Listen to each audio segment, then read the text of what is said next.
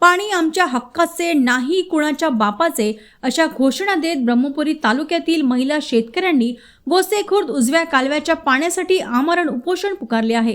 गेल्या 30-35 वर्षांपासून प्रलंबित असलेला पाण्याचा प्रश्न आता पेटला असून सायगाटे येथील कार्यकारी अभियंता कार्यालयासमोर महिलांनी आरपारची लढाई सुरू केली आहे।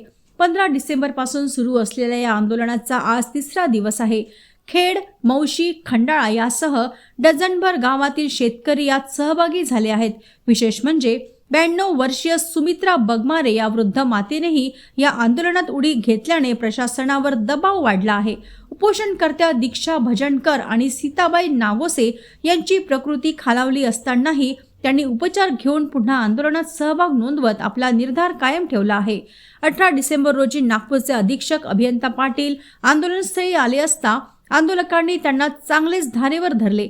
वर्षभरापूर्वी 45 किलोमीटर पाणी देण्याचे लेखी आश्वासन देऊनही प्रशासनाने यू-टर्न घेतल्याचा आरोप करत आंदोलकांनी आक्रमक पवित्रा घेतला।